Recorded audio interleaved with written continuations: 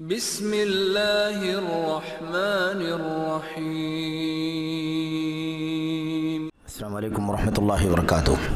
الحمدللہ رب العالمین والصلاة والسلام علی اشرف الانبیاء والمرسلین نبینا محمد وعلی آلہ واصحابہ اجمعین وبعد۔ برادران اسلام، دین اور ملی بھائیوں، نوجوان دوستوں، احباب اور بزرگوں، قابل احترام ماں اور بہنوں، عزیز بچوں، اللہ کے فضل و کرم سے، اس کی توفیق سے ہم نے آپ نے سلف صالحین کا منہج، یعنی ہمارے صحابہ، تابعین، تبع تابعین کا راستہ کیا تھا، دین کے سلسلے میں ان کا راستہ کیا تھا، اس سلسلے میں ہم نے آپ نے پچھلے ہفتے سے یہ درس شروع کیا ہے، اس کا آغاز ہوا ہے، اور انشاءاللہ تبارک و تعالی یہ سلسلہ سلف صالحین کا راستہ کیا ہے، صحابہ کرام کا منہج کیا ہے۔ منہج کے معنی راستے کے ہوتے ہیں، روشن راستہ، سیدھا راستہ، آسان راستہ، جس پر نبی صلی اللہ علیہ وسلم کے صحابہ کرام چلتے رہے، اسی راستے پر تابعین چلتے رہے، اسی راستے پر تبع تابعین چلتے رہے، اور پھر اسی نقش قدم پر امت کے ائمہ، دعات، ایسے ہی بڑے بڑے فقہا، محدثین اسی راستے پر چلتے رہے۔ آج اللہ کے فضل و کرم سے، اس کی توفیق سے ہم نے آپ نے جو باتیں اس سے پہلے کی ہیں، اس کے بعد آج جو ہمیں بات شروع کرنی ہے، نیا موضوع یعنی نیا باب، نیا سبق شروع کرنا ہے، وہ یہ ہے کہ یہ جو ہم کہہ رہے ہیں سلف صالحین کا راستہ، تو سلف صالحین کے یہاں دعوت دینے کے اصول کیا تھے۔ سلف صالحین حضرات صحابہ کرام، تابعین، تبع تابعین کا جو دعوت کا مشن تھا، اس دعوت کے کام میں ان کے ہاں اصول کیا تھے، کن باتوں کی وہ دعوت دیا کرتے تھے۔ اب جن باتوں کی دعوت انہوں نے دی ہے، جن راستوں کی طرف انہوں نے بلایا ہے، سلف صالحین کی دعوت کی جو بنیادیں ہیں، انہی بنیادوں پر ہمیں بھی کام کرنا ہے۔ ہماری اور آپ کی نجات، دنیا کے اندر امن، عافیت اور آخرت کی نجات انشاءاللہ تبارک و تعالی اسی راستے پر چلنے میں پوشیدہ ہے، اور ہم اسی راستے پر چل کر نجات پائیں گے انشاءاللہ تبارک و تعالی۔ جیسا کہ وہ باتیں انشاءاللہ تبارک و تعالی تفصیل سے آ رہی ہیں، ہمیں بستہ بستہ وہ باتیں پڑھنی ہیں۔ سب سے پہلے سلفی دعوت یعنی سلف صالحین کا جو طریقہ دعوت تھا، اس سلسلے میں کہتے ہیں کہ سلفی دعوت کے کچھ اصول ہیں، کچھ بنیاد ہیں۔ اس میں کوئی شک نہیں ہے کہ جتنے بھی لوگ دعوت کے میدان میں کام کر رہے ہیں، جتنے بھی فرقے، جتنی بھی ٹولیاں، جتنے بھی گروہ دعوت کے نام پر، اسلامی دعوت کے نام پر کام کر رہے ہیں، ان کے کچھ نہ کچھ اصول ہیں، ان کے کچھ نہ کچھ بنیاد ہیں، کچھ بنیادیں ہیں ان کے پاس، ان بنیادوں پر چل کر کے وہ اپنی دعوت دیتے ہیں۔ تو ہم لوگ اگر الحمدللہ سلفی ہیں، اہل الحدیث ہیں، صحابہ کرام کی راہ پر چلنے والے ہیں، تو ہمارے یہاں کیا ہے، سلفی دعوت کے اصول کیا ہے، تو ہمیں اسے انشاءاللہ تبارک و تعالیٰ پڑھنا ہے۔ تو سلفی دعوت کے جو اصول ہیں، اور چونکہ ہم لوگوں نے جو کتاب شروع کی ہے، اس سے پہلے بھی بات آئی تھی، اس سے پہلے والے سبق میں، کہ سلفی دعوت، سلفی منہج امام علامہ البانی رحمۃ اللہ علیہ کے یہاں، سلفی دعوت، سلفی منہج، سلف کا راستہ علامہ البانی رحمۃ اللہ علیہ کے یہاں، یعنی انہوں نے اس سلفی دعوت کو جو ہم پڑھ رہے ہیں کتاب و سنت کی روشنی میں، انہوں نے اپنے اس دور میں تقریباً علامہ البانی رحمۃ اللہ علیہ 65 سے 70 سال تک علم حدیث کی خدمت کرتے رہے، 65 سے 70 سال تک علم حدیث کی خدمت کرتے رہے۔ اس پورے 65 سالہ دور میں انہوں نے کیسے اس سلفی دعوت کو اور اس کے اصولوں کو اپنی تقریروں میں، اپنی تحریروں میں، اپنے فتووں میں، ایسے ہی اپنی کتابوں کی تصنیف میں، تالیف میں، تحقیق میں، ان تمام چیزوں میں کیسے سلفی دعوت کو ریز کیا ہے انہوں نے، کیسے اس مشن کو انہوں نے آگے بڑھایا ہے، یہ بھی ہم ساتھ ساتھ میں پڑھتے جائیں گے۔ ایسا نہیں ہے کہ علامہ البانی رحمۃ اللہ علیہ کی کوئی ہم بات کو بغیر دلیل کے لینے کی بات کر رہے ہیں، نہیں، اصل بات کیا ہو رہی ہے، سلفی دعوت کیا ہے، سلفی منہج کیا ہے، اسے علامہ البانی رحمۃ اللہ علیہ نے اپنی اس 65 سالہ 70 سالہ علم حدیث کی خدمت کے دور میں کیسے برتا ہے، کیسے جگہ جگہ اس کو پھیلایا ہے، لکھنے کی جگہوں پر لکھا ہے، بولنے کی جگہوں پر بولا ہے، فتوے دینے کی کوئی مجلس تھی تو فتووں میں اس کو ریز کیا ہے، کیسے اس سلفی دعوت کو، سلفی منہج کو انہوں نے پھیلایا ہے، اس کو ہم ساتھ ساتھ میں لے کر کے چلیں گے۔ تو سب سے پہلی بات ہمیں یاد رکھنا ہے کہ ہماری سلفی منہج کی جو دعوت ہے، اس کے جو اصول ہیں وہ کل شیخ البانی رحمۃ اللہ علیہ کی اس کتاب کے اندر کل 6 اصول ہیں۔ ہم جب اس موضوع کو بہت ہی واسٹ کر کے پڑھیں گے، کشادہ کر کے پڑھیں گے، تو ہمارے سامنے سلفی منہج اور سلفی دعوت کے اصول 10 بھی ہو سکتے ہیں، 12 بھی ہو سکتے ہیں، 14 بھی، 15 بھی، 18، 20 بھی ہو سکتے ہیں۔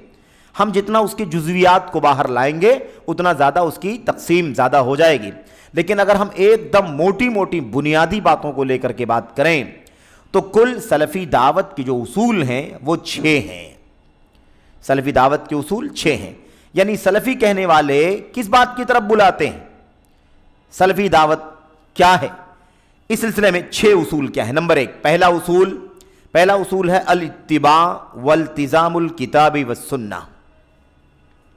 سلفی دعوت کا پہلا اصول، پہلی بنیاد یہ ہے کہ سلفی دعوت میں اتباع ہے، اتباع اور کتاب و سنت کو مضبوطی سے پکڑنا۔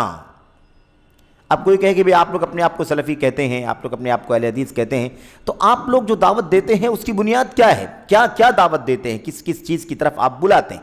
تو ہماری طرف سے یہ بات صاف ستھری طور پر آ جانی چاہیے کہ سلفی دعوت کی جو بنیادیں ہیں ان بنیادوں میں سے پہلی ہی بنیاد کیا ہے، اتباع، یعنی اللہ کے نبی محمد الرسول اللہ صلی اللہ علیہ وسلم کی اتباع، آپ کی پیروی، اور جیسے آپ نے ہمیں یعنی امت کو، محمد صلی اللہ علیہ وسلم نے اپنی امت کو جو پیغام دیا ہے، یعنی اللہ کی کتاب آپ پر اتری اور آپ کی سنت آئی، آپ کی اللہ کی کتاب اور آپ کی سنت کو مضبوطی سے پکڑنا اور اس کی اللہ کے نبی صلی اللہ علیہ وسلم کی پیروی کرتے چلے جانا، یہ پہلا اصول ہے۔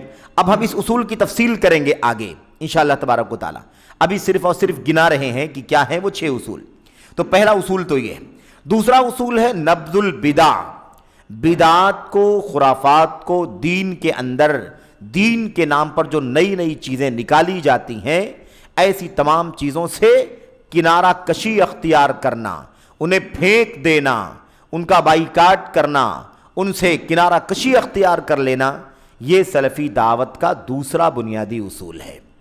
تو ہم سلفی ہیں، اہل الحدیث ہیں، کس بات کی دعوت دیتے ہیں؟ اللہ کے نبی کی اتباع کی، قرآن کو، سنت کو مضبوطی سے تھامنے کی۔ نمبر 2، کس بات کی دعوت دیتے ہیں؟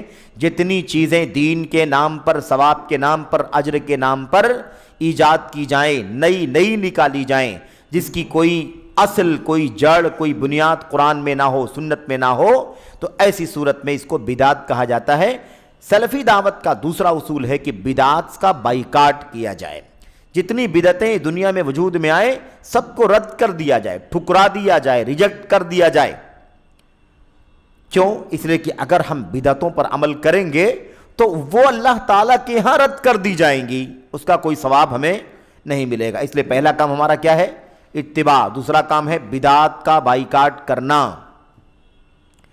نمبر 3، تیسرا اصول کیا ہے؟ اللہ تبارک و تعالیٰ کی توحید۔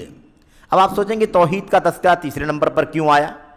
مسئلہ یہ نہیں ہے کہ کوئی ترتیب کی بات ہے، اصل مسئلہ یہ ہے کہ توحید تو ہمیں ملی، لیکن توحید کس کے ذریعے سے ملی؟ قرآن کریم کے ذریعے سے، جو نبی کریم صلی اللہ علیہ وسلم پر اترا۔ قرآن کریم جو اللہ کے نبی پر اترا، اسی قرآن اور سنت کے ذریعے سے ہمیں توحید کی دعوت ملی، اور اسی کے ذریعے سے ہمیں اتباع کی دعوت ملی، اور اسی کے ذریعے سے ہمیں بدعات و خرافات کا، میرے بھائیوں، بائیکاٹ کرنے کی دعوت ملی۔ اس طرح سے ہمیں سمجھنا ہے۔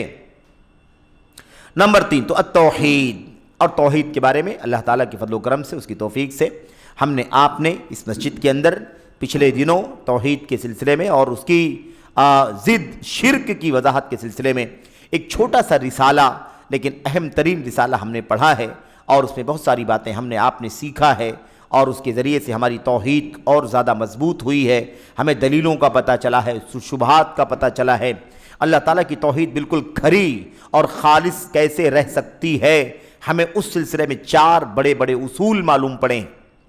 تو تیسرا بنیادی اصول کیا ہے؟ اللہ تبارک و تعالیٰ کی توحید. اور جب توحید کو زبان پر لایا جائے تو آپ کو، ہم کو، ساری دنیا کو سمجھنا چاہیے کہ اس سے مراد سب سے پہلے توحید عبادت ہے. توحید عبادت یعنی عبادت اور بندگی میں اللہ تبارک و تعالیٰ کو اکیلا حقدار سمجھنا.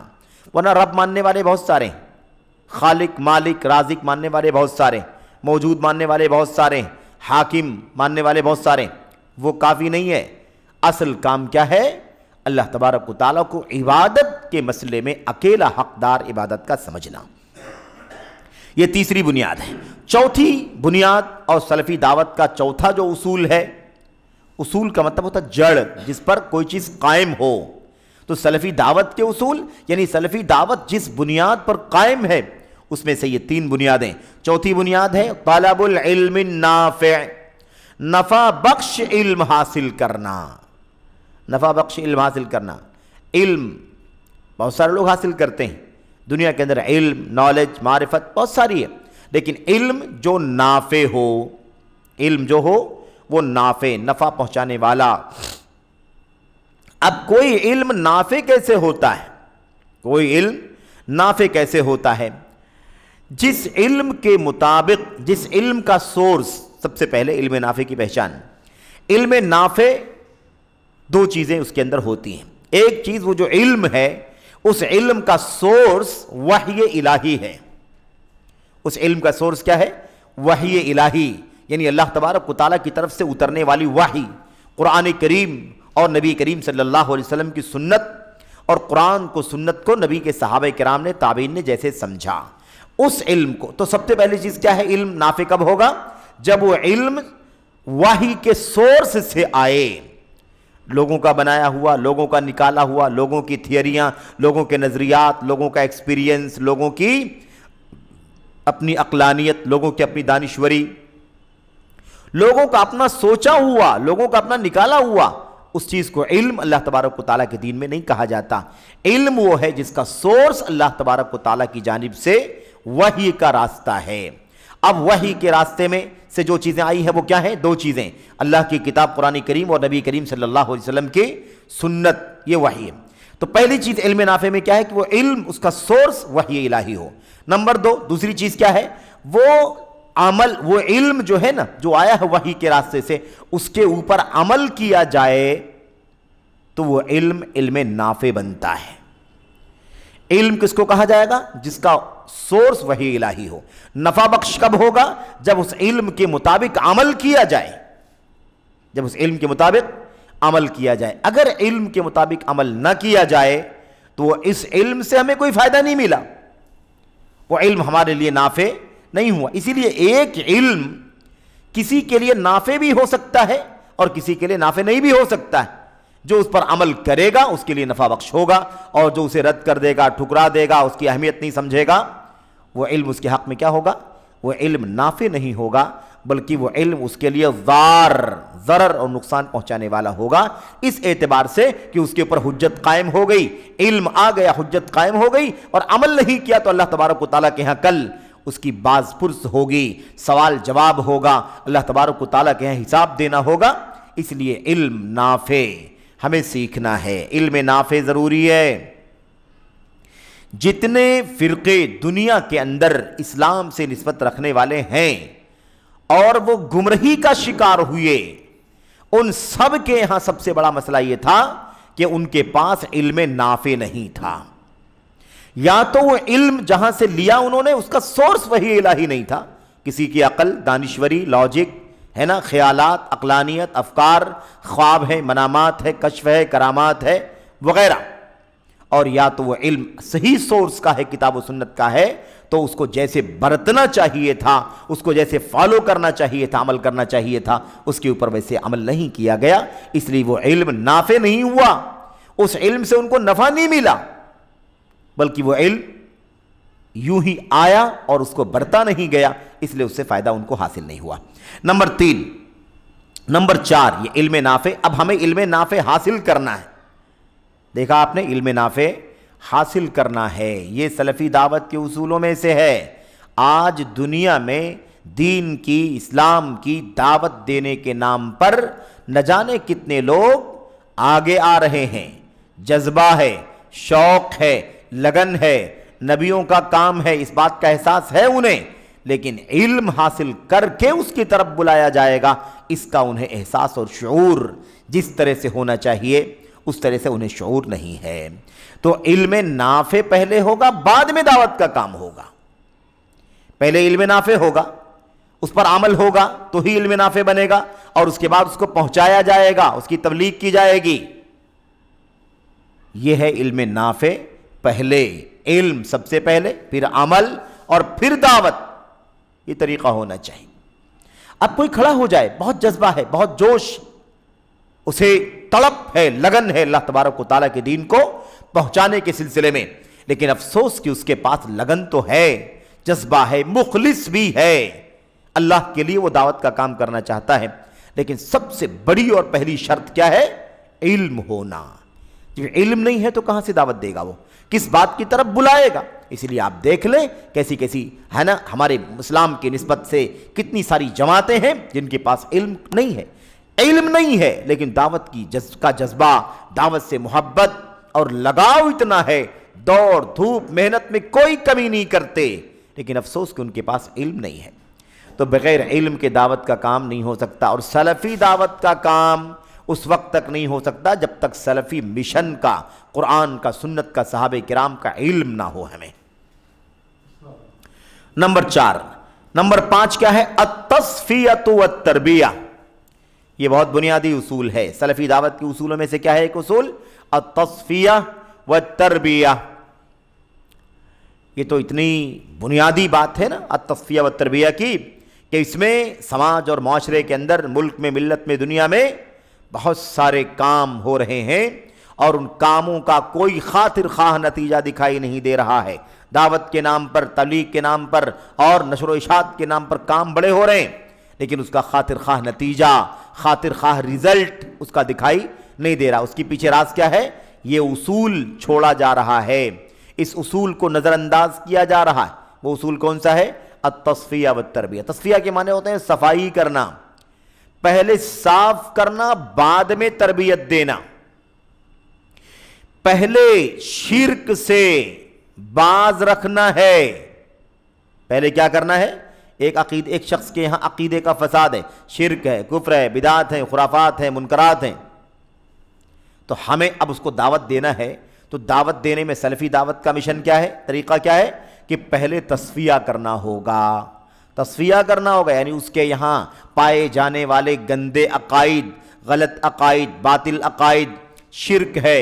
مثال کے طور پر شرک کی بہت ساری شکلیں ہیں، بہت ساری قسمیں ہیں، ان تمام شرکیات کو پہلے نکالا جائے، اور ساری بدعات کو پہلے سمجھایا جائے اور اس کو نکالا جائے۔ پہلے شرک کو نکالیں گے، بعد میں توحید کی دعوت، بدعات کو نکالیں گے، پھر سنت کی دعوت۔ اللہ تبارک و تعالیٰ کی توحید کا، نبی کی رسالت کا جو کلمہ ہم پڑھتے ہیں اس کے اندر کیا ہے؟ لا الہ الا اللہ، لا الہ، پہلے لا ہے، نائی، یعنی پہلے کیا کرنا ہے؟ پہلے تصفیہ کرنا ہے۔ اللہ کے سوا جتنے لوگوں کو پوجا جا رہا ہے پہلے ان کو بائیکاٹ کرنا، پہلے ان کو نکالنا ہے، پہلے ان کی نفی کرنی ہے، پہلے ایمان و عقیدے کو صاف کرنا ہے، غلط عقائد سے، غلط عقائد کو نکالنا ہے ذہن سے، دل سے، دماغ سے، معلومات سے، اور پھر اس کے بعد اس کی جگہ پر اب صحیح عقیدے کی تربیت کرنی ہے، بدعات کو نکالنا ہے، سنت کے ذریعے تربیت کرنی ہے، شرک اور کفر کو، بدعقیدگی کو نکالنا ہے، اور صحیح عقیدے توحید کی بنیاد پر تربیت کرنی ہے۔ تو تصفیہ اور تربیہ یہ سلفی دعوت کا ایک اصول ہے۔ جب ہم اس کو تفصیلات سے پڑھیں گے، ابھی صرف میں تعارف کرا رہا ہوں کہ کون کون سے وہ 6 سلفی دعوت کے اصول ہیں جسے ہم انشاءاللہ تبارک و تعالیٰ پڑھیں گے۔ ان کا یہ انٹروڈکشن، ان کا یہ سرسری طور پر تعارف ہے، تفصیلات انشاءاللہ تبارک و تعالیٰ آگے آئیں گی۔ نمبر 5، نمبر 6، اور یہ بھی بہت سلگتا ہوا موضوع ہے اور بہت دکھتی ہوئی رگ ہے امت کی۔ وہ کیا ہے میرے بھائیوں؟ سلفی دعوت کے اصولوں میں سے ایک آخری چھٹا اصول یہ ہے کہ فرقہ بندی، تحزب، فرقہ واریت ہے نا، گروہ بندی، ٹولی، دھڑ بندی، ان تمام کو پورے طور پر ختم کیا جائے، ایک ہی اصول قرآن سنت اور صحابہ کرام کے راستے پر سب کے سب متحد اور متفق ہو جائیں۔ سلفی دعوت فرقہ واریت نہیں چاہتی۔ سلفی دعوت میں فرقہ واریت، پارٹی بندی، گروہ بندی، ٹولی دھڑ بندی، اس کی کوئی بھی گنجائش نہیں ہے۔ سلفی دعوت کے اصولوں میں سے ایک اصول ہے، اور ایسے اسی کے ساتھ ساتھ کیا ہے؟ مذہبی مسلکی جمود۔ مسلکی جمود، مسلکی جمود کسے کہتے ہیں؟ یعنی الگ الگ راہوں پر چلنا اور ان راہوں پر ہی ٹک کر کے بیٹھ جانا، ان راہوں پر ہی، ان مسالک پر ہی ٹک کر کے بیٹھ جانا۔ تو جو مذاہب چل رہے ہیں، جو مسالک چل رہے ہیں، ائمہ سے نسبت کے ساتھ حضرت امام ابو حنیفہ رحمۃ اللہ علیہ کی نسبت، امام مالک کی، امام شافعی کی، امام احمد بن حنبل رحمۃ اللہ علیہ کی جو نسبتیں ہیں، ان ساری نسبتوں کا جو سلسلہ چل رہا ہے امت کے اندر پچھلے کئی سو سال سے، بلکہ ہزار سال سے اوپر کا عرصہ گزر گیا، یہ سلسلہ چل رہا ہے۔ سلفی دعوت اپنے اندر اس فرقہ واریت کو، اس تحزب کو، اس ٹکڑے بندی کو ہرگز ہرگز برداشت نہیں کرتی۔ سلفی دعوت ہے نا یہ، سلفی دعوت وہ گزر گئے جو صحابہ کرام، السابقون الاولون من المہاجرین والانصار، وہ گزرے ہوئے صحابہ تابعین کی دعوت کی بات چل رہی ہے، تو ان کی دعوت کے اصول کی بات چل رہی ہے۔ تو آپ کوئی بتائے کہ ان کی جب وہ تھے دنیا کے اندر، جب وہ دنیا میں تھے تو کیا ان کے ہاں کوئی مسلک تھا؟ کیا ان کے ہاں کوئی مذہب تھا؟ کیا ان کے یہاں کسی ٹکڑے کی دعوت دی جاتی تھی؟ وہی آؤ سب کے سب اللہ کی کتاب قرآن کی طرف، آؤ سب کے سب قرآن کریم کی تشریح، تفسیر، بیان، وضاحت، نبی کریم صلی اللہ علیہ وسلم کی سنت کی طرف۔ اس کے سوا کوئی راستہ نہیں تھا۔ اس لیے سلفی دعوت کی بات کریں گے تو اس کے اصولوں میں ایک اصول لازماً یہ آئے گا، یہ ٹکڑے بندی کا، تحزب کا، پارٹی بندی کا کوئی گزر سلفی دعوت کے اندر نہیں ہے۔ اسی لیے یہ بات ہمارے علماء اکثر آج بھی کہتے ہیں کہ اگر کوئی سلفی کہنے والا، کوئی عالم فاضل، کوئی دائی، اگر وہ سلفیت کو، سلفی دعوت کو اس انداز سے پیش کرتا ہو کہ جیسے وہ بھی کوئی ایک پارٹی ہے،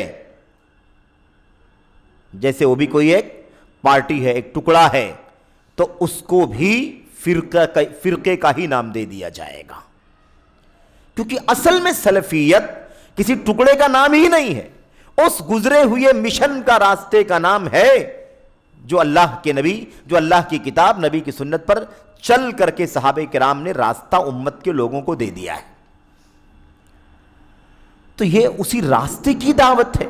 اب اس کو بھی کوئی ایک دھڑ کے طور پر پیش کرے اور وہی سارے کام کرے، وہی سارے نظریات لے کر کے چلے جو بہت سارے فرقے والے نظریات، ایکٹیویٹیز، سرگرمیاں لے کر کے چلتے ہیں، جیسے کوئی اپنی پارٹی کو بچا رہا ہو، جیسے کوئی اپنی فرقے کو بچا رہا ہو، اور اس کے لیے وہ سارے جتن کرتا ہو جو فرقہ بندی والے جتن کرتے ہیں، تو اس کا مطلب یہ ہے کہ وہ سلفیت کو بھی ایک فرقے کی شکل دینے کی کوشش کر رہا ہے۔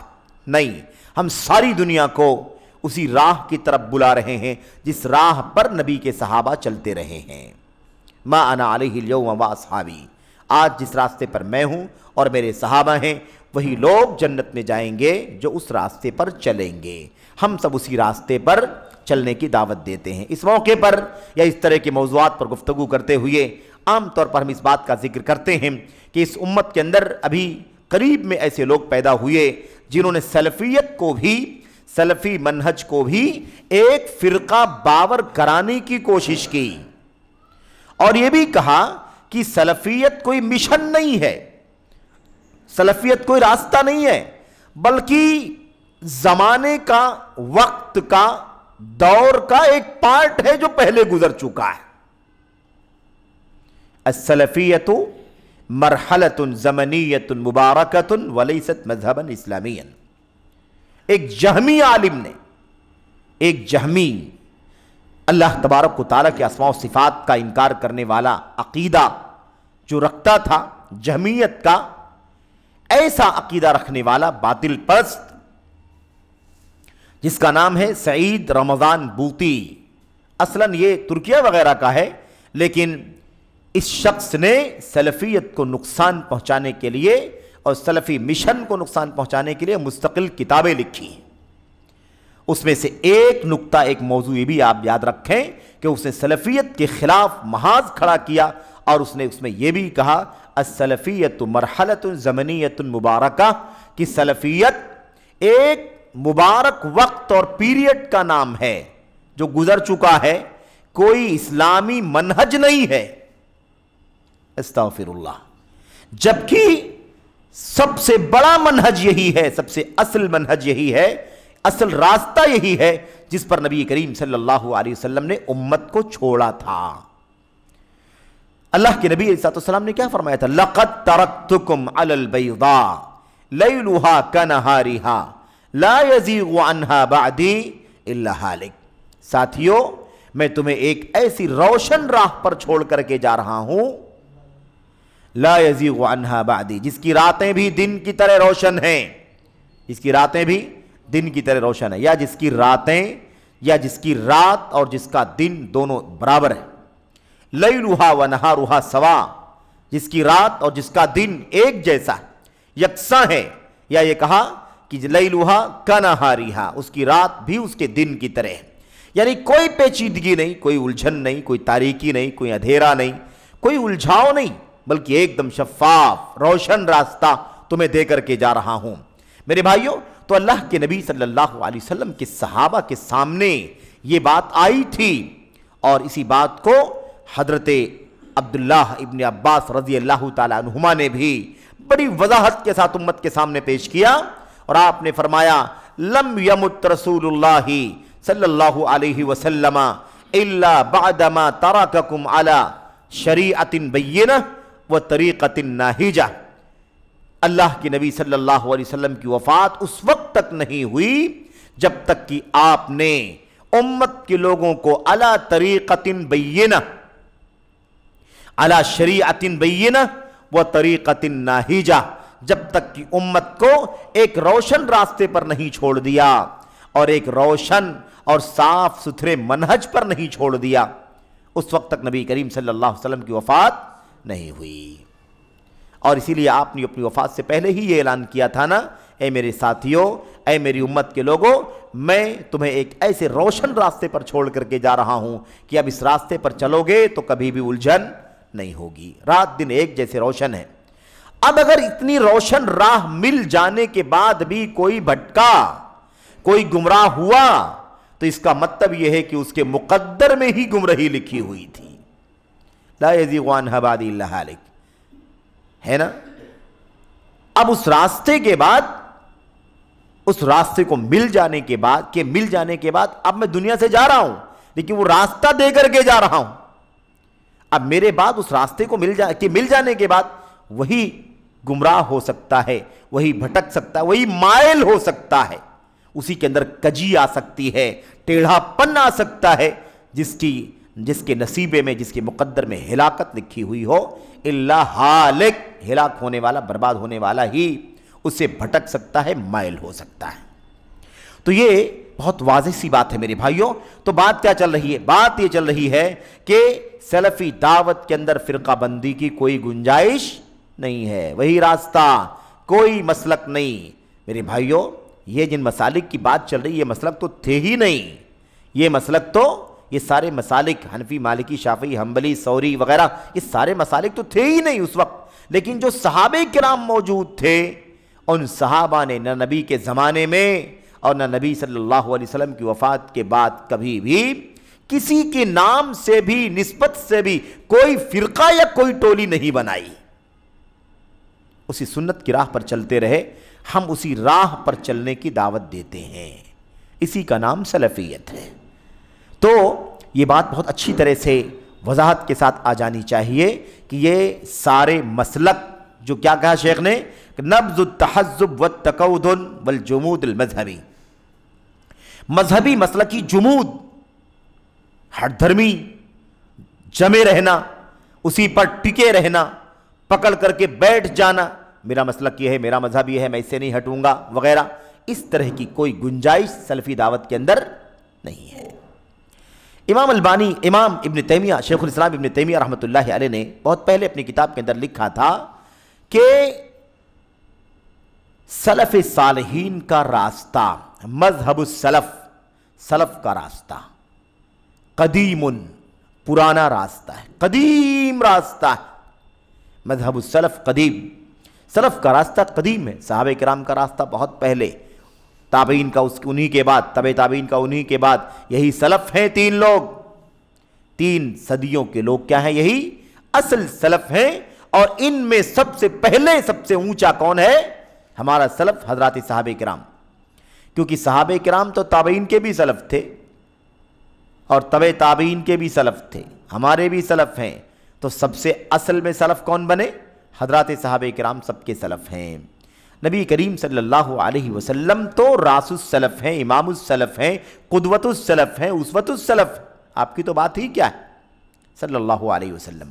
لیکن آپ کی امت میں سب سے پہلا طبقہ صحابہ کرام کا تھا، وہ بعد کی ساری امت کے لیے سلف۔ اس لیے تابعین بھی بات کرتے تھے تو کہتے تھے ہمارے سلف علماء، یعنی صحابہ کرام، ہمارے علماء جو سلف ہیں، جو گزر چکے ہیں، کون مراد ہوتا تھا؟ حضرات صحابہ کرام مراد ہوا کرتے تھے۔ تو میں یہ کہہ رہا تھا کہ شیخ الاسلام ابن تیمیہ رحمۃ اللہ نے کیا فرمایا؟ مذہب السلف قدیم، سلف صالحین کا منہج قدیم ہے۔ کتنا قدیم ہے؟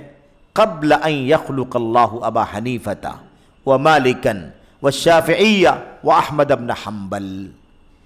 سلف صالحین کا جو راستہ ہے وہ یہ حنفی، مالکی، شافعی، حنبلی کی جو نسبت امت کے اندر چل پڑی، ارے اس سے بہت پہلے ہے سلفیت، اس سے بہت پہلے سلفیت۔ سلفیت اس وقت سے ہے جب اللہ تبارک و تعالیٰ نے نہ تو ابو حنیفہ کو پیدا کیا تھا، نہ مالک کو پیدا کیا تھا، نہ امام شافعی کو، نہ امام احمد بن حنبل کو پیدا کیا تھا، ان میں کوئی پیدا ہی نہیں ہوا تھا۔ امام ابو حنیفہ رحمۃ اللہ علیہ زمان، وقت اور زمانے کی ترتیب کے اعتبار سے سب سے پہلے پیدا ہوئے 80 ہجری میں۔ کتنے ہجری میں؟ 80 ہجری میں۔ اور صحابہ کرام کا دور کب کا ہے؟ نبی کریم صلی اللہ علیہ وسلم کی 11 ہجری میں وفات ہو گئی تھی۔ 11 ہجری میں اللہ کے نبی صلی اللہ علیہ وسلم کی وفات ہو گئی۔ اس کے بعد تو کوئی صحابی نہیں بن سکتا نا، جب اللہ کے نبی کی وفات ہوگی تو آپ سے ملاقات ہی نہیں کرے گا تو صحابی کہاں سے بنے گا؟ تو صحابیت کا شرف وہیں سن 11 ہجری میں کمپلیٹ ہو گیا۔ یہ اور بات ہے کہ صحابہ کرام زندہ رہے اور آخری صحابی کی وفات تقریباً پہلی صدی ہجری کے بعد ہوئی، لیکن صحابیت کا یہ مقام کہاں تک تھا؟ سن 11 ہجری سے پہلے پہلے وفات ہو گئی۔ سن 11 ہجری سے پہلے پہلے صحابیت کا معاملہ مکمل ہو گیا۔ امام ابو حنیفہ رحمۃ اللہ علیہ جو ائمہ اربعہ میں سب سے پہلے ہیں زمانے کے اعتبار سے، یعنی وقت کے اعتبار، دور کے اعتبار سے، 80 ہجری میں پیدا ہوئے اور سن 150 میں وفات پائے۔ 80 ہجری میں پہلے امام کی پیدائش ہو رہی ہے چاروں اماموں میں سے، اور ان سے 70 سال پہلے تقریباً صحابیت کا شرف کمپلیٹ ہو گیا۔ تو یہ مسلک، یہ منہج جو صحابہ کرام کا ہے، جس کو سلف کا منہج کہا جا رہا ہے، یہ ابو حنیفہ رحمۃ اللہ علیہ سے پہلے ہے کہ نہیں پہلے؟ اور ان کے پیدا ہونے 70-80 سال پہلے، پیدائش سے، پیدا ہوتے ہی تو کوئی کام کوئی آدمی نہیں کرتا نا، آدمی پڑھتا ہے، لکھتا ہے، سیکھتا ہے، تعلیم، تربیت، نشو و نما، پرورش، پرداخت، 18 سال 20 سال، پھر اس کے بعد علم کے راستے میں انسان چل پڑتا ہے۔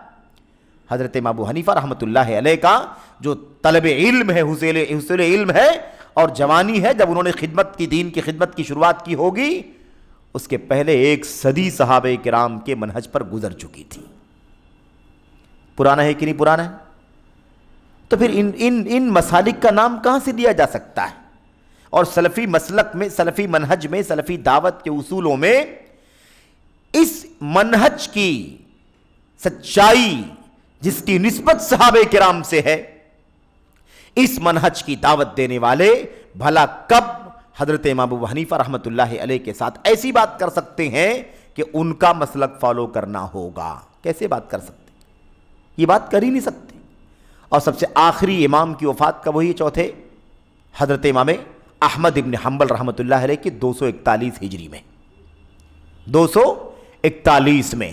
اب 80 سے لے کر کے 241 تک اتنا ہی پیریڈ ہے ائمہ اربعہ رحمۃ اللہ علیہ مجمعین کا، اور ان چاروں سے پہلے مسلک سلف ہے کہ نہیں؟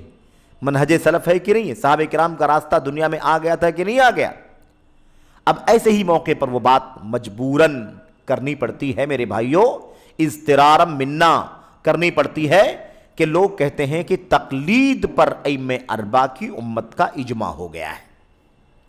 ائمہ اربعہ کی تقلید پر امت کا کیا ہو گیا ہے؟ اجماع ہو گیا ہے۔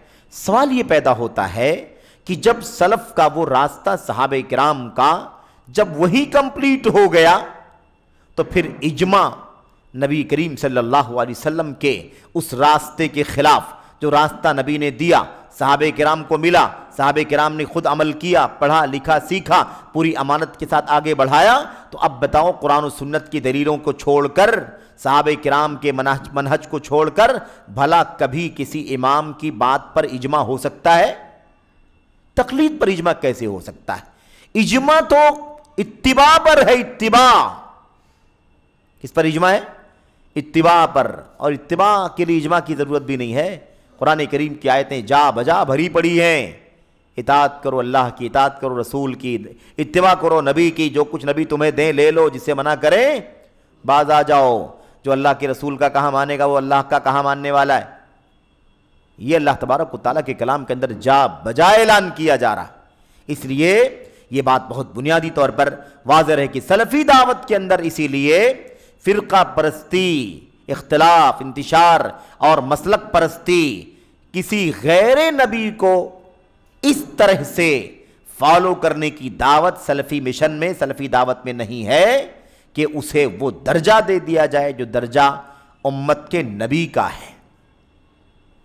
یہ سلفی دعوت بڑی ہے اس سے، لیکن اب اس کو کوئی تنقیص بھی نہ سمجھے، اس کو لوگ تنقیص سمجھتے ہیں۔ ہم یہ کہتے ہیں کہ ہم ائمہ اربعہ رحمت اللہ علیہم اجمعین کی باتوں کو مانیں، فالو کریں، ان کی تقلید کریں اور آنکھ بند کر کے ان کے فقہ کو، ان کے فتاویٰ کو تسلیم کریں، ہم اس کے قائل نہیں ہیں، بلکہ ان سے پہلے امت جو تھی 100 سال تک، جو امت امام ابو حنیفہ کی پیدائش 80 میں ہوئی ہے، اگر 18 سال 20 سال جوانی اور پڑھنے لکھنے کی عمر اگر نکال دی جائے تو 100 سال کا عرصہ، 100 سال کا عرصہ نبی کریم صلی اللہ علیہ وسلم کی زندگی چھوڑ دیں تو کم سے کم 90 سال کا عرصہ۔ اس 90 سال کے عرصے میں دنیا کیسے اللہ کے دین پر عمل کرتی تھی؟ اللہ کے دین پر عمل کیسے کرتی تھی؟ کیا سورس تھا ان کے پاس؟ ظاہر ہے کہ اللہ کی کتاب قرآن کریم کی آیتیں، اللہ کے نبی صلی اللہ علیہ وسلم کی حدیثیں، اور اللہ کی کتاب کو، نبی کی سنت کو نبی کے صحابہ نے کیسے سمجھا تھا اور کیسے عمل کیا تھا، اسی کو تلاش کر کر کے امت عمل کرتی تھی۔ اور اسی راستے کی جگہ جگہ قرآن میں تعریف کی گئی ہے، اور اسی راستے کو چھوڑ دینے والوں کو گمراہی کے راستے پر بھٹک جانے کا خطرہ بیان کیا گیا ہے۔ اس لیے اسی راستے پر ہم بھی چلیں۔ آخر اس وقت 100 سال کے اندر، تقریباً 90 سال کے اندر امت جس طرح سے دین پر عمل کرتی تھی، ان کا دین معتبر تھا کہ نہیں تھا، ان کا عقیدہ معتبر تھا کہ نہیں تھا، ان کی عبادات معتبر تھی کہ نہیں، ان کی فرائض معتبر تھے کہ نہیں تھے، ان کی عبادات کے علاوہ جو انسانی تعلقات ہوتے ہیں، معاملات ہیں، عقود ہیں، لین دین ہے، کاروبار ہے، بزنس ہے، تجارت ہے، یا اس کے علاوہ میرے بھائیوں کھانے پینے کا مسئلہ ہے، یا اس کے علاوہ شادی بیاہ، نکاح، طلاق وغیرہ کا مسئلہ ہے، سیاست کے مسائل، سارے مسائل کے اندر اس عرصے میں امت کیسے عمل کرتی تھی؟ جیسے وہ عمل کرتے تھے اسی پر ہم سب کو عمل کرنا ہے، کیونکہ تقلید کی ایک ذرہ کوئی دلیل پوری کتاب میں، سنت میں نہیں ہے۔ تقلید کی کوئی دلیل ہے ہی نہیں، اور تقلید علم ہی نہیں ہے کہ اس پر عمل کرنے کی بات کہی جائے۔ اس بات کو اچھی طرح سمجھ لیں، تفصیلات آئیں گی، ابھی تو ہم شرح کر رہے ہیں خالی صرف اور صرف ان 6 اصولوں کی، یعنی اس کا سرسری انٹروڈکشن اور تعارف آپ کے سامنے ہم پیش کر رہے ہیں۔ تھوڑی دیر میں انشاءاللہ ختم ہوگا یہ سیشن۔ تو اصل مسئلہ کیا ہے؟ اصل مسئلہ یہ ہے میرے بھائیوں کہ علم ہوگا تو عمل کرنے کی دعوت ہے۔ جب تقلید علم ہی نہیں ہے تو اس پر عمل کرنے کی دعوت کیسے دی جا سکتی ہے؟ قرآن کریم علم ہے کہ نہیں علم ہے؟ اللہ کے کلام کی آیتیں علم، اللہ کے نبی کی سنت علم، حضرات صحابہ کرام کا اسوہ، صحابہ کرام نے جیسے سمجھا اور عمل کیا، نبی کے سامنے سیکھا، قرآن کو سیکھا، حدیثوں کو، اور عمل کیا، برتا، نبی کریم صلی اللہ علیہ وسلم کے سامنے بیٹھ کر کے آپ کے سفر میں، حضر میں، آپ کی خلوت میں، جلوت میں، صلح میں، جنگ میں، ہر طرح کے حالات پہ رہ کر کے انہوں نے اللہ تبارک و تعالیٰ کے دین کو برت لیا. تو اب یہ بتائیے کہ یہ علم ہے. علم کس کا نام ہے بھائی؟ اس لیے یہ بات واضح رہے، علم نام ہے قرآن کا. قال اللہ کا نام علم ہے، اور قال الرسول صلی اللہ علیہ وسلم کا نام علم ہے، اور قال الصحابۃ کا نام علم ہے. علم کس کا نام ہے؟ تین چیزوں کا، کوئی چوتھی چیز نہیں ہے. اصلاً کوئی چوتھی چیز علم نہیں ہے. علامہ ابن القیم رحمۃ اللہ علیہ نے اپنی کتاب اعلام الموقعین کے اندر لکھا ہے العلم قال اللہ قال رسولہ قال الصحابۃ ہم اولو العرفان. علم نام ہے قال اللہ، اللہ نے فرمایا کا. علم نام ہے قال الرسول، رسول صلی اللہ علیہ وسلم نے فرمایا کا. اور علم نام ہے قال الصحابۃ، صحابہ نے کہا ایسے قرآن کو سمجھو، صحابہ نے کہا ایسے حدیث کو ہم نے سمجھا ہے. صحابہ کرام نے کہا تم نہیں تھے، ہم تھے اس وقت جب آیت کریمہ اتری، تم نہیں تھے اس وقت جب اللہ کے، ہم تھے اس وقت جب اللہ کے نبی علیہ السلام نے حدیث بیان فرمائی. اس آیت کا معنی ہم سمجھتے ہیں، اس حدیث کا معنی ہم سمجھتے ہیں. صحابہ کرام نے ایک نہیں کئی جگہوں پر یہ بات بیان بھی کی ہے کہ شاید تم غلط سمجھ رہے ہو، یہ آیت کریمہ ہم جانتے ہیں، اس کا معنی کیا ہے یہی نہیں ہم جانتے ہیں، بلکہ یہ آیت کریمہ اتری ہی ہے ہمارے بارے میں. ہم انصاریوں کے بارے میں اتری ہے، ہم مہاجرین کے بارے میں اتری ہے، ہم فلاں قبیلے کے بارے میں اتری ہے، فلاں موقع پر اتری ہے، فلاں پس منظر میں اتری ہے. اس لیے قرآن کریم اور سنت اور نبی کے صحابہ کا نام ہی کیا ہے؟ علم ہے. اب جب تقلید یعنی بغیر دلیل کسی چیز کو فالو کرنا، کسی آدمی کی بات کو صرف اس لیے مان لینا کہ اس نے کہا ہے، اور جو کہا ہے اس کی دلیل کیا ہے اس سے کوئی لینا دینا نہیں، اسی کا نام تقلید ہے. تقلید کسے کہتے ہیں؟ قبول قول الغیر بلا حجہ، کسی غیر کی بات کو، دوسرے کی بات کو مان لینا بغیر دلیل کے. اس نے کہہ دیا، حضرت امام ابو حنیفہ رحمۃ اللہ علیہ نے کہہ دیا، امام مالک نے کہہ دیا، امام شافعی نے کہہ دیا، احمد بن حنبل نے کہہ دیا، ابو ثور نے کہہ دیا، ثوری نے کہہ دیا وغیرہ، فلاں فلاں نے کہہ دیا مان لیا، اسی کا نام تقلید ہے. کہہ دیا حلال ہے تو دلیل کیا ہے حلال کی؟ یہ علم ہے، یہ اتباع ہے. کہہ دیا حرام ہے تو حرام کہنے کا، حرام کا جو حکم لگایا گیا، کیا دلیل ہے کہ یہ حرام ہے؟ اس دلیل کو جب ہم دیکھ لیں گے، اس کے مطابق عمل کریں گے تو علم پر عمل ہوگا. اس لیے امام ابن القیم رحمۃ اللہ علیہ نے اپنی کتاب کے اندر، امام ابن حزم نے اپنی کتاب کے اندر، ایسے ہی امام ابن عبد البر نے اپنی کتاب کے اندر، اور دیگر علماء نے اپنی اپنی کتابوں کے اندر بڑی وضاحت سے لکھا تقلید علم نہیں ہے. التقلید لیس علما، تقلید علم نہیں ہے. اور جب تقلید علم نہیں ہے تو مقلد عالم نہیں ہے. التقلید لیس علما والمقلد لیس عالما. ایسا نہیں کہ میں الفاظ اپنی طرف سے کہہ رہا ہوں، یہ ابن القیم رحمۃ اللہ علیہ کی کتابوں میں صراط کے ساتھ یہ الفاظ آپ کو ملیں گے. تقلید لیس علما، یہ علم نہیں ہے.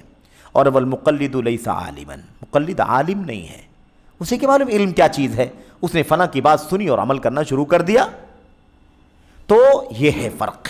تو اب خاص بات یہ ہے اور آخری بات ہے کہ جو چھٹی چیز یہاں پر بیان کی گئی ہے سلفی دعوت کے اصولوں میں سے، چھٹی بات، چھٹا اصول وہ یہ ہے کہ سلفی دعوت کا ایک اصول یہ ہے کہ سلفی دعوت فرقہ واریت، اختلاف، انتشار، مسلک، مذہب، ان ٹکڑے بندیوں کو کسی بھی طرح سے قبول کرنے کو تیار نہیں ہے. بائیکاٹ، کوئی فرقہ بندی نہیں چاہیے، کوئی ٹکڑا نہیں چاہیے، کوئی دھڑ نہیں چاہیے، کوئی حزب نہیں چاہیے، کوئی پارٹی نہیں چاہیے. مسلک کے نام پر بھی امت کا بٹوارا نہیں چاہیے. امت اللہ کے نبی کے صحابہ کرام کے دور میں جس راستے پر چلتی تھی اسی راستے پر آج بھی ہم چلنے کی دعوت دیتے ہیں. نہ کوئی مسلک تھا، نہ کسی مسلک کو فالو کرنے کی کوئی دلیل قرآن و سنت کے اندر موجود ہے. اب چونکہ ابھی ہم براہ راست اس مسئلے پر بات نہیں کر رہے ہیں، صرف تعارف ہے، انٹروڈکشن ہے. جب یہ چھٹا اصول آئے گا، کتاب کو پڑھتے پڑھتے ہم وہاں پہنچیں گے تو انشاءاللہ وہ ساری تفصیلات آپ کے سامنے آئیں گی، آیتیں، حدیثیں وغیرہ. اور اس کے بعد امت کے سلف کے اقوال اور خاص طور پر ائمہ اربعہ رحمۃ اللہ علیہ مجمعین کے اقوال و فرمودات آپ کے سامنے آئیں گے. اور اسی کے ساتھ ساتھ یہ بات بھی آئے گی کہ علامہ البانی رحمۃ اللہ علیہ نے اس سلفی دعوت کے اصولوں میں سے اس اصول کو کیسے اپنی کتابوں میں ریز کیا ہے، کیسے اپنی تقریروں میں، اپنے دروس میں، اپنے فتاووں میں، اپنی تمام تر سرگرمیوں میں کیسے اس کو بڑھ چڑھ کر کے پوری ہمت سے دنیا کے اندر پھیلایا ہے، یہ بات بھی آپ کے سامنے آئے گی۔ اچھا، تو یہ تو ہو گئی بات کہ سلفی دعوت ساری فرقہ واریت کا بائیکاٹ کرتی ہے۔ اس کے بعد وہ احیاء الفکر الاسلام الصحیح المعتمد علی الکتاب والسنہ وعمل سلف الامہ۔ یہ عربی پڑھنے کی ضرورت تو نہیں ہے حقیقت میں، وقت اس میں جاتا ہے، لیکن وہ الفاظ اتنے زیادہ مرکز ہوتے ہیں نا کہ کسی لفظ کو چھوڑ دینے سے نقصان ہو جائے گا۔ اب جب تقلید نہیں کرنی ہے، جمود نہیں ہے، مسلک نہیں ہے، فرقہ بندی نہیں ہے سلفی دعوت کے اندر، تو پھر کرنا کیا ہے سلفی دعوت کے اندر؟ سلفی دعوت پھر کیا کرتی ہے، کیا پیش کرتی ہے؟ تو کہتے ہیں اس کے اندر ہے احیاء الفکر الاسلامی صحیح، اسلام کی صحیح فکر کو زندہ کرنا۔ اسلام کی اصل فکر کیا ہے؟ وہ تو وہی ڈھونڈنے سے ملے گا نا جنہوں نے سب سے پہلے اپنی آنکھوں سے اسلام کو اترتے ہوئے دیکھا۔ اسلام کی سچی فکر کیا ہے؟ اسلام کی صحیح سوچ کیا ہے جس کو ہمیں تلاش کرنا چاہیے اور اسی کو زندہ کرنا چاہیے؟ تو کہتے ہیں سلفی دعوت قائم ہے کس پر؟ فرقہ بندی پر نہیں، وہ صحیح فکر جو المعتمد علی الکتاب والسنہ، جس کی بنیاد کتاب ہے قرآن کریم، جس کی بنیاد سنت ہے، اور سمجھنے کے اعتبار سے سلف صالحین کی سمجھ کی بنیاد پر، اس پر قائم جو فکر ہے اسی فکر کو زندہ کرنے کی دعوت سلفی دعوت دیتی ہے۔ سلفی دعوت میں کیا ہے بھائی؟ اس فکر کو زندہ کیا جاتا ہے جو فکر صحیح فکر ہے۔ وہ صحیح فکر میرے کہنے کی وجہ سے نہیں، آپ کے کہنے کی وجہ سے نہیں، اور فکر آئی تو فلاں مفکر کے کہنے کی وجہ سے نہیں، بلکہ فکر یعنی وہ سوچ، وہ نظریہ، وہ قصد، وہ ارادہ، وہ مقصود جو اللہ کی کتاب پر، اللہ کے نبی کی سنت پر اور سلف صالحین کی فقہ اور فہم کے اوپر ڈیپینڈ ہے، اسی فکر کو زندہ کرنا یہ سلفی دعوت ہے۔ اس کے بعد جو کچھ آیا ہے، نکلا ہے نا، اس کے بعد جتنا سب نکلا ہے آخر صحابہ کرام کے آخری دور میں نکلا ہے، یا صحابہ کرام کے دور کے ختم ہو جانے کے بعد ایک دو نہیں 100 200 ہزاروں فرقے نکلے، ٹکڑے نکلے، افکار و نظریات نکلے، ان تمام افکار و نظریات سے سلفی دعوت کا کوئی لینا دینا نہیں ہے۔ پر سلفی دعوت نبذ کرتی ہے، یعنی ان کو پھینک دیتی ہے اٹھا کر کے۔ سلفی دعوت اس کا بائیکاٹ کرتی ہے، اس کا رد کرتی ہے، اس کی تردید کرتی ہے، اس پر نقد کرتی ہے، امت کو آگاہ کرتی ہے کہ یہ سب بعد میں نیا نیا نکلا ہے۔ قرآن جب اترا، نبی صلی اللہ علیہ وسلم جب زندہ تھے، اس وقت جو راستہ ہم کو ملا ہے، ہم صحابہ ہیں، ہمیں جو راستہ ملا ہے ہم اسی راستے کی دعوت دیں گے، اور آگے امت کے لوگوں تم بھی اسی پیغام کو آگے پہنچانا۔ یہ ہے سلفی دعوت، سلفی دعوت کے اصولوں میں سے ایک اصول۔ خیر، اب کہہ رہے ہیں مصنف کون ہے؟ مصنف علامہ البانی رحمۃ اللہ علیہ کے ایک شاگرد ہیں۔ علامہ البانی رحمۃ اللہ علیہ کے ایک شاگرد ہیں عمرو منعم سلیم، عمرو منعم سلیم ان کا نام ہے۔ انہوں نے لکھا ہے کہ ہم اب یہ جو 6 اصول جس کا تذکرہ آپ کے سامنے ہوا، کیا ہے وہ؟ سب سے پہلی چیز کیا ہے؟ اتباع اور کتاب و سنت کی پابندی۔ نمبر 2، بدعات کا بائیکاٹ اور بدعات کے خلاف ہمیں کھڑا ہونا۔ نمبر 3، توحید خالص، توحید الہ، الوہیت کی دعوت، سچی دعوت اور شرک سے بیزاری۔ نمبر 4، علم نافع کا حصول۔ نمبر 5، تصفیہ اور تربیہ، یعنی پہلے گندگیوں کو نکالنا، بعد میں اچھائیوں کی بنیاد پر تربیت کرنا۔ اب آج دیکھ رہے ہیں آپ، دعوت کے نام پر ایک طریقہ بھی چلا ہوا ہے کہ کسی کو برائیوں سے، گناہوں سے منع مت کرو۔ ایک آدمی شراب بھی پیتا ہے، نماز بھی نہیں پڑھتا ہے۔ ایک آدمی چوری بھی کرتا ہے، نماز بھی نہیں پڑھتا ہے۔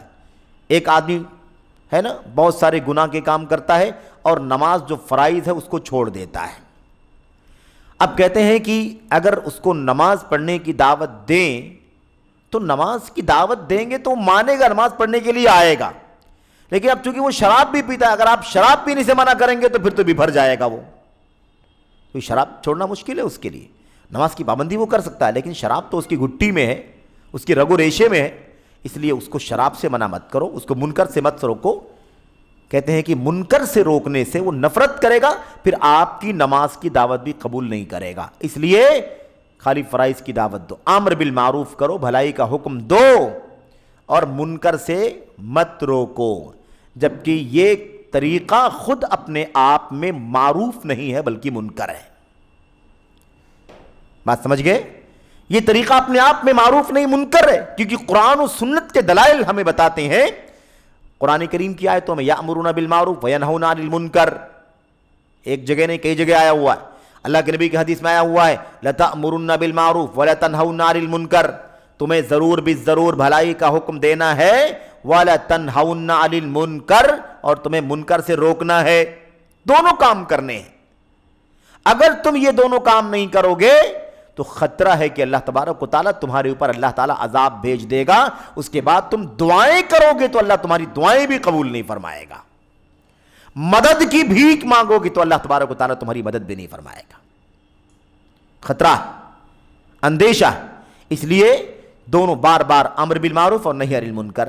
تو اب اگر قرآن سنت بار بار امر بالمعروف نہی عن المنکر دونوں کی بات بار بار کہتا ہے، قرآن بھی سنت بھی، اور شاید کہیں بھی صرف ایک کا ذکر نہیں ہوگا، چاہے اسی جگہ دوسرے کا ذکر ہوگا یا اسی سیاق اور تسلسل میں اس کا ذکر ہوگا، تو اب اگر کوئی کھڑا ہو دعوت کے نام پر اور کہے کہ نہیں منکر سے مت روکو، منکر سے روکو گے نا تو ایک آدمی سگریٹ کا عادی کیسے چھوڑے گا، نشے کا عادی کیسے چھوڑے گا، اس کا کاروبار حرام کا کیسے چھوڑے گا، وہ غیبت کرنا کیسے چھوڑے گا؟ اس لیے منع مت کرو، چلنے دو، بھلائی کا حکم دو، نماز پڑھو، روزہ رکھو، زکوٰۃ دو، حج کرو، صدقات کرو، خیرات کرو، وغیرہ وغیرہ، یہ ساری باتیں بولو، منکر سے مت روکو۔ تو آپ بتائیے کہ یہ طریقہ خود اپنے آپ میں منکر ہے کہ نہیں منکر ہے؟ یہ طریقہ اپنے آپ میں منکر ہے، اور اسی لیے کوئی خاطر خواہ اس دعوت کا رزلٹ اور نتیجہ بھی دکھائی نہیں دیتا۔ اب میں زیادہ تفسیر بھی کرنے کے موڈ میں نہیں ہوں، یا موقع نہیں ہے، انشاءاللہ کسی موقع پر تفصیل ساری باتیں ہوں گی، یعنی عملی طور پر میدان میں گراؤنڈ میں اتر کر کے ہم دیکھیں گے کہ اس طرح کی دعوت کا رزلٹ کیا ہے میدان کے اندر، تاکہ ہم سمجھیں کہ سلفی دعوت کے اصولوں میں یہ ساری چیزیں کیوں بتائی جا رہی ہیں۔ تصفیہ اور تربیہ، یہ الفاظ بڑے پیارے ہیں، تصفیہ اور صفائی کرنا، پھر اس کے بعد اچھائیوں پر تربیت کرنا، برائیوں کا صفایا کرنا، اچھائیوں پر تربیت کرنا، یہ ہے اصول سلفی دعوت کا۔ اور چھٹا کیا تھا؟ وہی فرقہ بندی کا بائیکاٹ کرنا، مسلک پرستی کا بائیکاٹ کرنا، اور جو سچی فکر ہے قرآن و سنت اور سلف صالحین کی سمجھ کے مطابق اسی فکر کو دوبارہ زندہ کرنا، یہ سلفی دعوت کا مشن ہے۔ شیخ مصنف کہتے ہیں کہ ہم دھیرے دھیرے یک بعد دیگرے ہر اصول پر، ان 6 اصولوں میں سے ہر اصول پر بات کریں گے، دلائل کی روشنی میں، اقوال کی روشنی میں، اور ساتھ ہی ساتھ علامہ البانی رحمۃ اللہ علیہ کی زندگی میں ان اصولوں کو کیسے برتا گیا ہے، انہوں نے کیسے اس سلسلے میں بے پناہ کوششیں کی ہیں کہ دنیا کے چپے چپے میں یہ سلفی منہج اور اس کی دعوت کا اصول دنیا میں عام ہو جائے، اس کا بھی تذکرہ ہوگا۔ تو اللہ سے دعا کرتے ہیں کہ اللہ تبارک و تعالی ہمیں اور آپ کو سلفی دعوت کے اصولوں کو سمجھنے کی توفیق عطا فرمائے، اور اللہ عز و جل ہمیں ان اصولوں کی روشنی میں اللہ کے دین کی طرف دعوت دینے کی توفیق عطا فرمائے۔ اللہ تبارک و تعالی ہمیں اور آپ کو اس راہ میں جو مصیبتیں، مشکلات، پریشانیاں آتی ہیں، اللہ تعالی ہمیں اور آپ کو خندہ پیشانی کے ساتھ صبر کرنے، برداشت کرنے کی توفیق عطا فرمائے، اور اللہ تبارک و تعالی ہمیں جو بھی ٹوٹی پھوٹی کوششیں چل رہی ہیں، اللہ تبارک و تعالی اس کا نیک صلہ دنیا میں اور آخرت میں بھی عطا فرمائے، آمین یا رب العالمین۔ وصلی اللہ وسلم وبارک علی نبینا محمد وعلی آلہ وصحبہ اجمعین۔ والسلام علیکم ورحمۃ اللہ وبرکاتہ۔